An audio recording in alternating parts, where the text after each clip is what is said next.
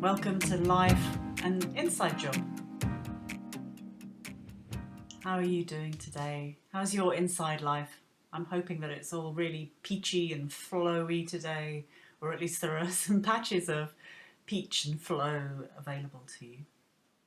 It's full on spring here at the moment. The sky is so blue and my insides are kind of dreamy. And what I've been really enjoying today is stroking new leaves and gazing at blossom. It is just heavenly. I got very lucky with this conversation. My dear friend Abi Denyer Bewick agreed to have a conversation with me about perfectionism and how we constantly feel that we're getting stuff wrong. And we try harder and harder, and we just feel that we're not good enough. In this conversation, we pondered on what if we couldn't get it wrong? What then? And how can we turn to kindness instead? Abi is a passionate advocate for cyclical living and all things menstrual. She works using medicine circles, yoga, sensual kink, and intimacy practices, grief rituals, eating psychology, and functional medicine. She knows heaps of stuff, but most importantly, she's an all-round gorgeous, gorgeous person.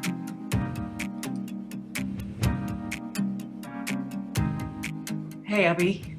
Good morning. Morning. So what's hot? What are you hot to trot with this morning? Well, I've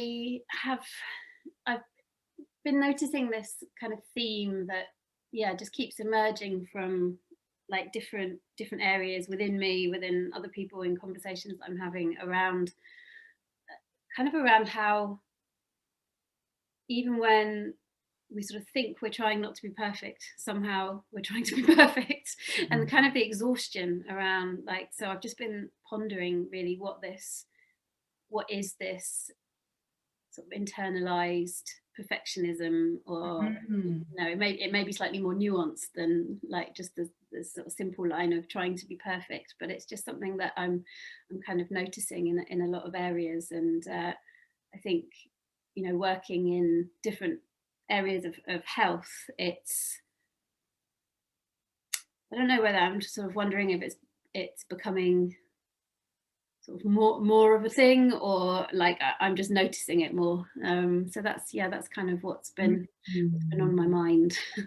Juicy topic. I mean, you only have to open Instagram and my feed, my feed is split. Half of it's vulvas. Same, yeah. A third vulvas, a third flowers. Nice. Perfect in exactly their own way. Porn. And then the last third is lots of people writhing around. Writhing around in lots of bodies. Bodies. Very, very beautiful bodies that don't tend to look like the bodies that I see every day. Okay, yeah.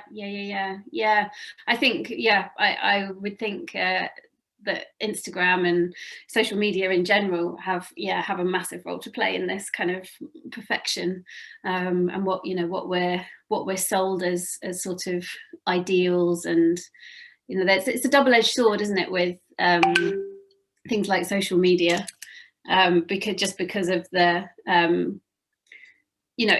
it also offers us an opportunity to see more of the things that aren't so perfect, and more of the things that we don't usually get to see, which I think is it. Thinking about my own Instagram feed, I very actively don't follow the bodies where I don't feel represented, and it's given me a platform to see way more bodies, way more experiences than I would have when I was younger, to be like, oh, okay, I do fit in. So it's it's this thing of there's so many angles on. Maybe if we reframe it as away from perfectionism, because I think that in itself is quite a loaded sort of term, isn't it? It's like something about trying to get it right, like trying to get it right. This sort of I suppose it comes into that sort of core story of not being enough, and how prevalent that is in. I was going to say, it's a story I've heard from an awful lot of women. I don't think it's exclusive to people who identify as women, but I have heard it a lot in a kind of. So there's this striving sort of thing, isn't there? Because I never sort of describe myself as a perfectionist at all, and so I think the word is quite sort of limiting, but I'd certainly kind of put myself in the category of like trying to get things, trying to make myself better, or improve, and there's the whole realm of like health and self-development, and sort of spirituality or whatever is all kind of plays into this not enough. And I guess it's where it's become, it's all still under this kind of patriarchal capitalist kind of system, isn't it, that we're sold that we need the next thing to be more evolved, we need the next thing to be to fit these categories of enough, just about being enough, and it just feels so, it's so like exhausting. Like I was reading some comments the other day around rest. I think these sorts of ponderings have come out of having a lot of discussions with women around the inner winter of their cycles, and this the challenge we have with rest, and the importance of it, and the countercultural nature of it. And I know you've explored this a lot. We should just say that in the winter means of menstruation means period. Yeah, so in the time of during the time of the bleed, and people going, yeah, okay, I could rest, and I could take this day, but I'm not sure, and then I need to make up for it, and and then there was lots of comments around what does, because I was kind of proposing that rest could mean, rest doesn't necessarily mean just like lying in bed, like just doing nothing. Rest can mean so many different things. Like, what is your form of rest, and what brings renewal and empty space to your kind of psyche and your body. And it might be going for a walk, or it might be dancing, or it might be just hugging a friend. It could be so many things that we can. So to also sort of widen that definition of rest. And there was so much kind of anxiety coming through of like, if I watch TV, is that rest, or is that not rest? And like I try to do this, and then there's kind of other comments around, oh well, if I watch TV, then it overstimulates me, and it sort of became this kind of dialogue. And I sort of just thought to myself, well, what if you actually can't get rest wrong? What I'm hearing is hearing you describe is a disconnection from how people are. Because the sort of questions that are coming to me are things like, well, how do I know when I am resting? How do I feel when I am resting? And I think there's a it's subtle. There's a kind of, now that into the weird world of Kate.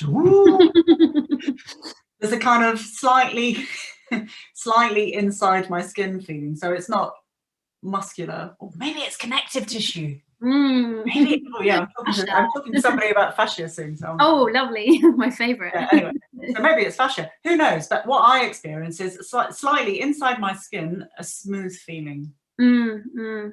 And more space between my thoughts, and that's how I know when I'm resting. Yeah. And I'm probably not lying. I mean, I do use a lot of nidra. A lot of nidra. I might have a problem with that, to be honest. A bit over the top. But apart from that, I think that I feel that state when I'm in movement. Mm. And when I'm gardening, actually. So my brain is kind of engaged, but I'm flowing and I'm in the Mhm. elements, and it's sensual as well. Mm. So it's if that anxiety about should I watch telly, should I lie down, should I do this or that, it comes from not knowing A disconnect, yeah. how it feels to Yeah, yeah, which really points to something, doesn't it? And it, and if rest has become a sort of, a commodity, and we can't just sort of try something. Oh, lying down. Oh no, that doesn't. To go from 300 miles an hour to zero, lying down. Like, oh, of course, that is going to feel really, like, that's going to feel really, really challenging. Like, I know for me that feels really challenging. But if I can just, I don't know, switch off electronics or not have to think about work for a day or half a day, so say like when I'm bleeding, because my brain just won't think about work, and if I can follow that impulse and just be at the pace of nature, I think that's probably where I then that's enough. That's enough to. Well, I think that you nailed it. Turn off social media. If you're feeling at the mercy of not being enough or perfectionism, turn off all your screens for 3 hours and see what happens. Yeah. Whenever I'm feeling, like I have that kind of slightly empty, panicky, not enoughy feeling, I will go to a screen. Like I take the piss out of my kids and talk. They say, "Oh, go to your electric nipple now, are you, darling?" But I'm just the same. And what am I looking for? I'm looking for validation. I'm looking for reassurance. I'm looking to feel my agency, I think. My three go-to places. And I think sometimes looking for distraction from the uncomfortable feelings as well. That's the main. I forgot about that. That's my main one, because I feel fairly sure that I'm not going to find validation when looking at social media. But so the almost the compulsive. It's like compulsive sort of self-harming, and to just kind of go to it.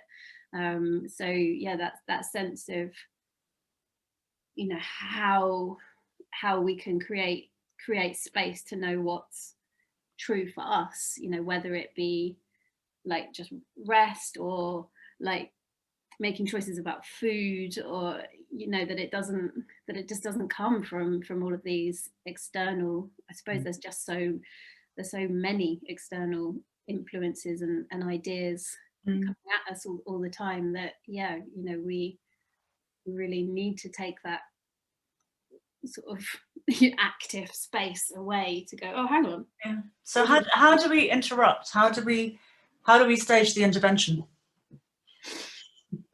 We know it's needed. I think step one, we kind of, it's that sort of, it comes back to the needs stuff, doesn't it? Of like, oh yeah, I need to express my needs, and then I need to say what I want and set boundaries, and then there's this whole kind of layer like back from that of oh god, I've got no idea. I have literally no idea what I need moment to moment. I'm so I think it's kind of it's like just little tools that can bring us back into presence with our bodies, and then even that stuff gets taken into like, oh, I need to be able to tune into my body, right? I need to know exactly what it's saying, and I feel coming back to that always coming back to that question, what if I couldn't get X wrong? What if I couldn't get, can you give me an example of that? Like, what if I couldn't get rest wrong? Yeah. And I just try something? What if I couldn't get choosing what to eat for lunch wrong?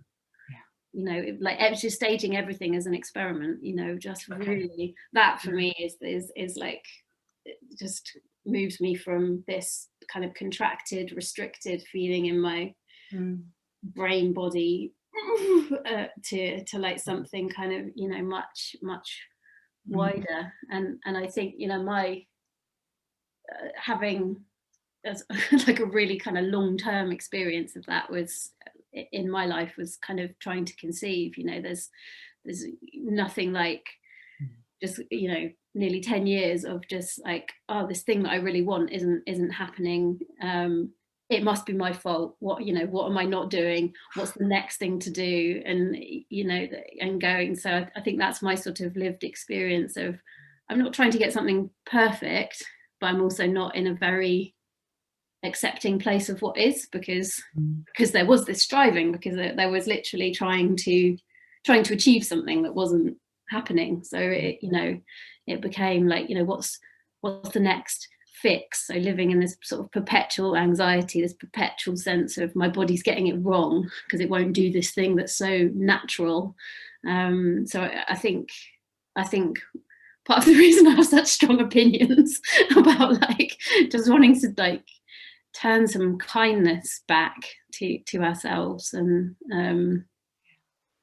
maybe we can't get it wrong. Maybe we can just learn to listen, and, you know, maybe kindness can be the thing that creates the kind of buffer zone between the thing and the striving towards the thing. It's like, oh, can we intervene with just a pause of, what if I can't get it wrong? What if it was all okay? Yeah. And there's something in that. Yeah. Kindness sounds, Leora and I use that a lot. To the point, even to my mind, it sounds trite, simplistic, but it makes the most difference to take kindness internally and just step away slightly from the angry feelings and the hateful feelings and the constant, just like, the constant self-judgment, or what's, you know, everything's kind of being, it's funny, I was thinking the other day, actually, I think the very first conversation I had with you was about kindness. Really? It was like meeting, I don't know what it was, you know, workshop, me like tell somebody something about yourself, and this kind of memory came to mind about, I remember this sort of very somewhat misguided support from my mum when I was I don't know whether I'd just been like split up with a boyfriend or something. I wasn't, you know, I was maybe like 14, 15 or something, and I was upset, and I was saying to my mum, I really want to be like everyone else. Like, I really want to be like, I want to be clever and I want to be beautiful. And my mum said, but don't worry, it's okay because you're kind. And which, you know, and I was just like, yeah, I think I just want to be pretty. Like, fuck kind, you know. And you know, and it's funny because it's like, you know, obviously that really stayed with me as a slightly shit moment of parenting, well intended, and kindness is sort of a quality that I actually really admire in my mum. I mean, it tips over into kind of martyring, but you know, there's also really and I've kind of come to. So I think for ages I had quite a like, kind, whatever, be nice to yourself, self-love, blah blah, and it's actually only been like, you know, the last few years where I've just been, actually, fuck me, like, kindness it's a superpower to try and to turn off some of those scripts, or intervene with those, you know, the subtlety of those kind of critical voices that, you know, that are just thank you so much. I mean, thank you for having this conversation, because it's just coming to me that you're so right that to talk about perfectionism is one thing, but it's subtle. The way that we sabotage and trip ourselves up and criticize ourselves is subtle. We don't know, and the actual thing about just noticing first is tricky. It's hard. Yeah. Because we get, the more we go on and the more kind of developmental and self-awareness work we do, the more sneaky the judgments get. Yeah, definitely. Because it's, it is in the color of our glasses. It's the the lens that we see through. Exactly. And it's hard to take the lens off. So I do think kind of, just from my personal experience, just having those little interrupters, like, which for me are sort of always in the form of a question, an inquiry. They're always like curiosity as the kind of curiosity. Yeah, that's a good one. Bringing that quality of curiosity and just going, hang on a minute, like, can just help to make that space, like, and I think seeing things in the bigger context as well, because I realize I was, one of my, what are we all trying to achieve with perfectionism, or like, being, especially in the realms of health, it is like, the shadow in there is just this sort of denial of death, and this kind of avoidance of the inevitable thing that's going to happen to all of us.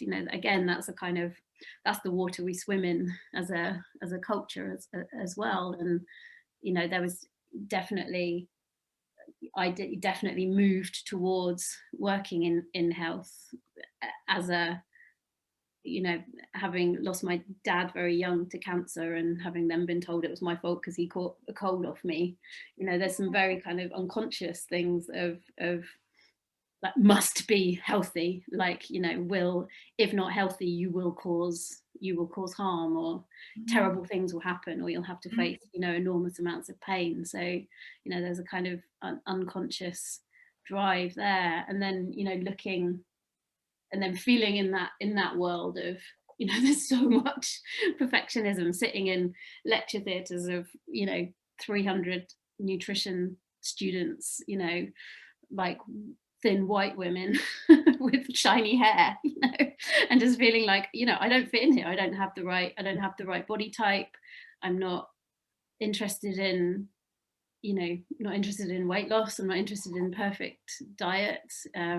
But so having to sort of, but like, I need to be, I need to have this, wear this uniform and be this, be this thing. And, it's just been the last few years of, looking more at that,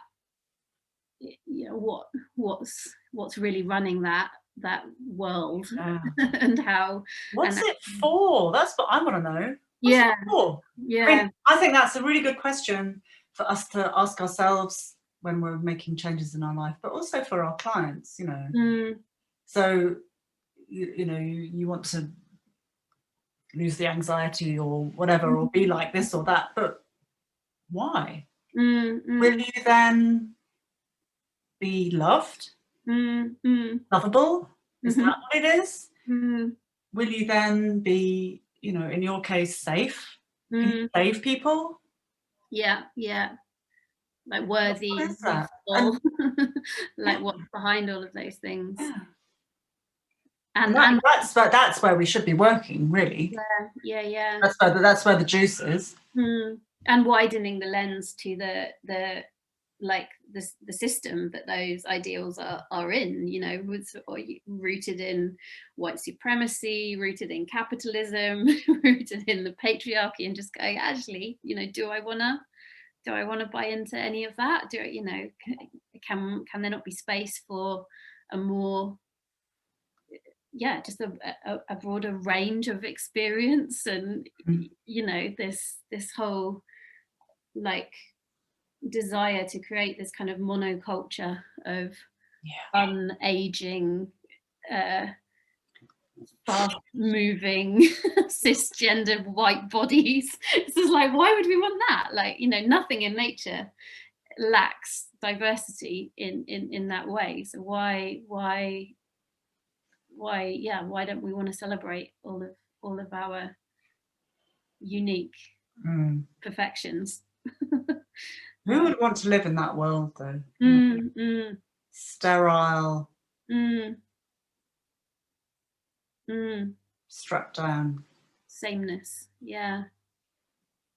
So it doesn't make sense, and I think that that's kind of another thing. I think broadening the creating those kind of pauses with those little inquiries, and then broadening the lens away from the personal and away from the individual drivers, and going, hang on, what is this fishbowl? Like, can I just get above the fishbowl for a moment and go, oh, I see all these. Well, that's. I mean, that sounds like a great plan. But how do we do that? How do we get our head over the edge of the rim of the bowl? Yeah, I think it's community. I think it's having these conversations and surrounding ourselves with people with different experiences as well. Just like not always being in sameness, and just going, oh, I've never thought of it from your perspective. And I think in general the world I mean, we're still in lockdown here, so it's very much like this now, but in general the world seems to make us more narrow. It seems to be going that way, in the way that Google and the social media channels show you more of what you like. Yes, yeah.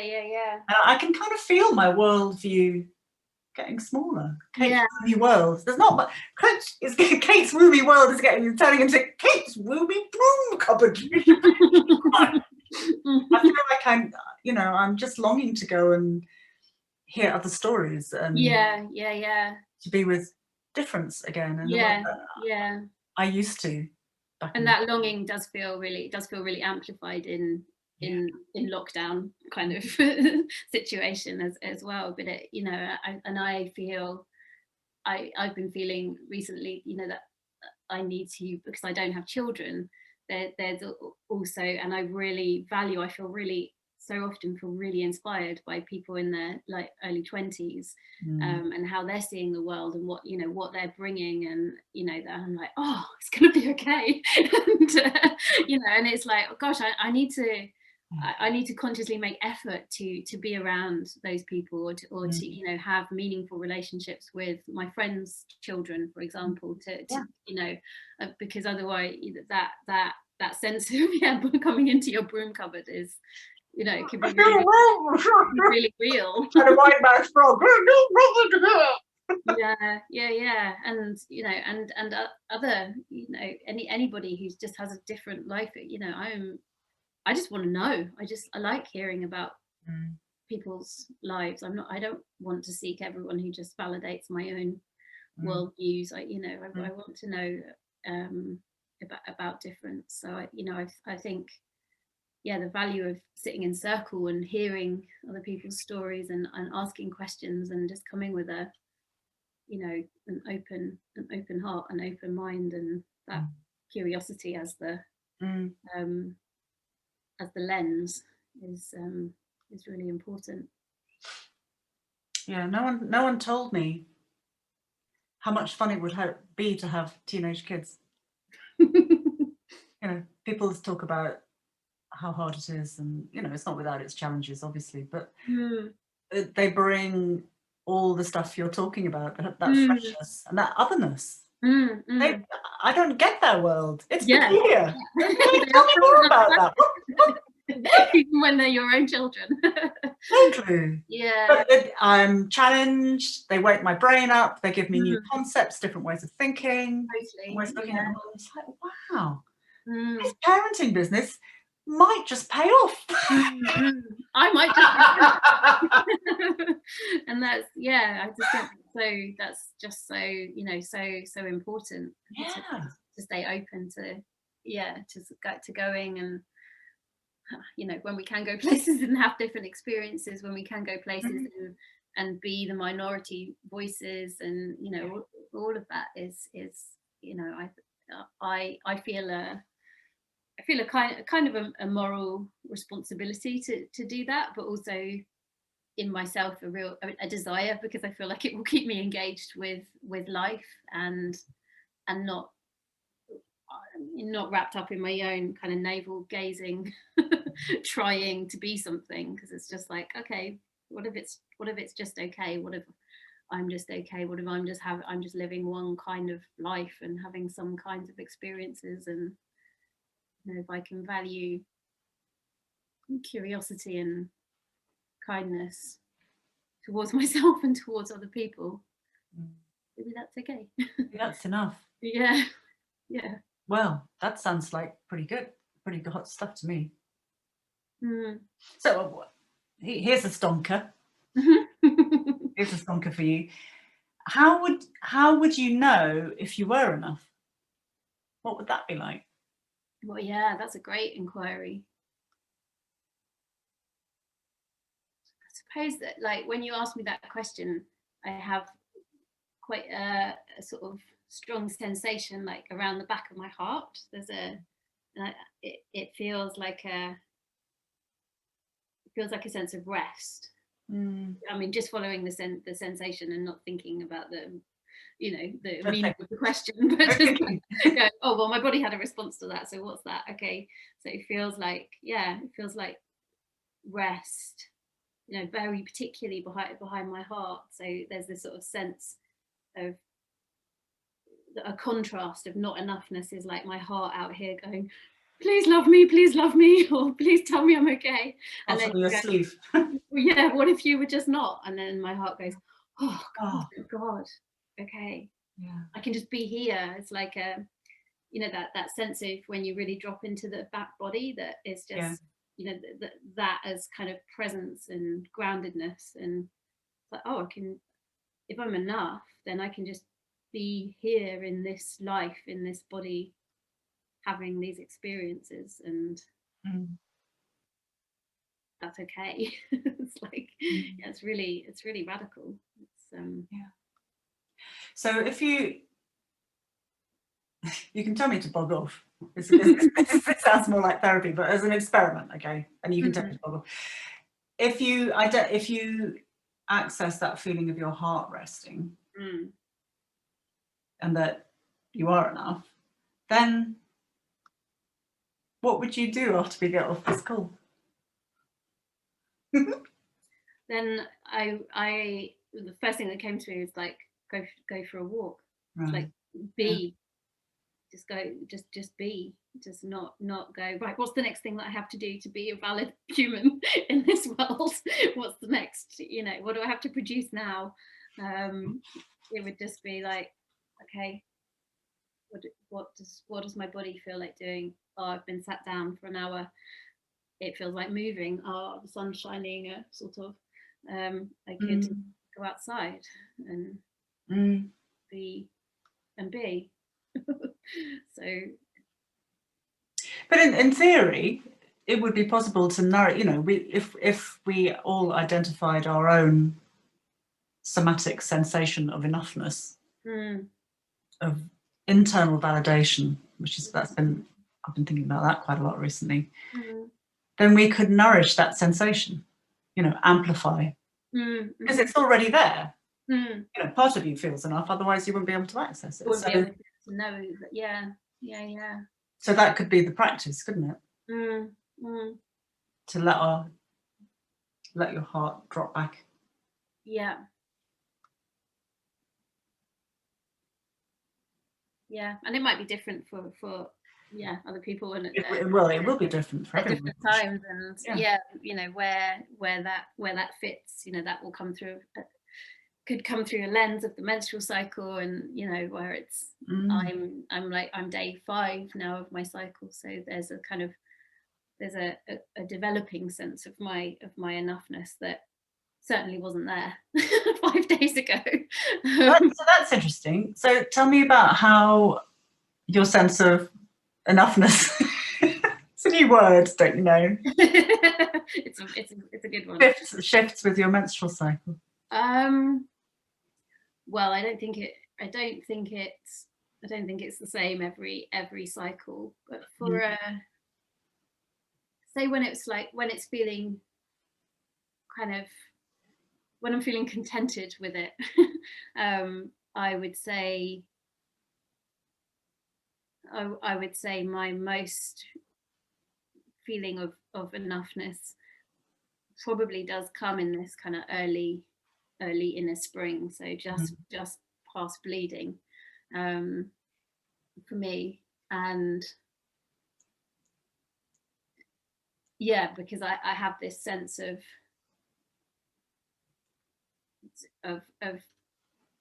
coming back to the world, but still being quite close to myself, and that kind of anchor, that still being anchored, which I find quite hard to maintain as I go further towards ovulation. Yeah, sure. Tends to go a bit more to chaos. And I used to really find it in the sort of premenstrual time as well. I used to find this kind of contented, close enoughness, but it's sort of changed, and it's more amplified in this this place. I had a great cycle circle with some women the other day, and we were talking about this kind of emergence out of bleeding time and that sort of transition. And somebody said, oh, it's like that kind of just end of bleeding, and I feel like Snow White. And I just really love it, and it really resonated with the rest of the circle, where like my energy comes back and I just want to like do, and everything just feels like easy and light, and I just really love that kind of I'd sort of not heard that kind of in the cartoon, the movie, the animals help with the housework, don't they? Yes, yeah, and it's all this like and this is like sort of Disney songs, and it's just a really like, so I really felt that on 2 days ago, day 3. I was like, oh, it's Snow White Day. Snow White Day. It's really good, isn't it? So yeah, that I think is probably that's an enoughness time, but it's yeah, and I think it needs attention to amplify. Yeah, I mean, I have been increasingly interested in where I look for my validation, and of course, where I usually look for it in the wrong place. We're all human. Always, yeah. Instead of inside. But of course, that's self-perpetuating, I look at my phone to receive validation, and the little bastard doesn't give it to me, so I poke it again. So I look more. I keep scrolling. It sounds a bit like I'm a pigeon in an experiment, pecking the wrong. But get some food, wrong hole, which is kind of how it is. But sometimes and I know this because I've done this before, I have to creakily interrupt, make an intervention, and turn my intention back into myself. And then what I focus on grows. Yeah. And that the moment, is a really good noise for it, because I think it can feel it's really picking yourself up by the bootstraps, isn't it? Yeah, I put on my big girl pants. It's real big girl pants, like, okay, come on, enough. and there's and again, if we can do that with kindness, isn't it? It's not like, oh God, I've been doing it so wrong, and I'm an idiot, and I've been looking at my phone, and like I'm so addicted and useless, and I need to stop doing it because I'm a terrible person. It's like, no, hang on, like, what can we bring that curiosity, that inquiry? What would happen now if I just switch my phone off? It feels really horrible. Okay, after 5 minutes, I'm going to switch it back on again. And what if that was okay? Like, again, you can't get it wrong. It's that medicine of not being able to get it wrong, just gently taking yourself by the hand, which doesn't mean you don't evolve and change habits and improve things that aren't working so well for you. It's not a passive thing. It's just moving really gently towards radical acceptance and true companioning. And that is the sort of internal validation, I think, isn't it? Yeah.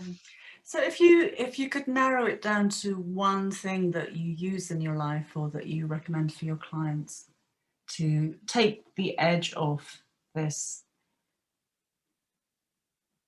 difficulty of how to be enough, how to release the perfectionism so you can just feel enough. What would you recommend? I think I would recommend standing outside on the earth in some way, and just coming into, either if it feels comfortable to come into bodily sensations. I know that's not a safe place for everybody, but to come in and go, right, what does my body need in this moment? What would feel good? To stand up, to sit down, to drink water, to have a wee, like the really simple things. And if it doesn't feel, safe to turn your attention inside the body, then coming to your sort of senses and just noticing, like, okay, what does the air feel like on my skin? What can I see? What can I hear? What can I smell? Just to, kind of settling the nervous system, I think, and letting that be the foundation to know what's needed as the next. That's a really sweet interruption. That's so sweet. And then we can be more in touch with the next right action, which might just be so simple. But the tiny things build, don't they? So yeah. And often, starting with drinking water. So I have another little, it's up on my notice board. Yeah, like, okay, things are feeling sort of dysregulated and I don't know what to do, or sometimes to interrupt like compulsive sort of food cravings and stuff. It's like, breathe. Okay, what do I need? Do I need to breathe? Do I need to hydrate? Do I need to nourish? Do I need to move, or do I need to wait? And just kind of, taking those and it's just tending, self-tending. Yeah. Thank you so much, Abby. There's so much juice here, and I could listen to you forever. Oh, thank you. It's been unpacking this, and and I really appreciate the subtlety that you bring to it and the nuance, because it's not always straightforward being human. If ever. I'd love one of those days where it's really straightforward, please. Can you send me one of those? Certainly, madam. Thank you. I have a package. I have an online program that will suggest that. Amazing. 500 quid, please. It's been a great conversation. Thank you, Kate.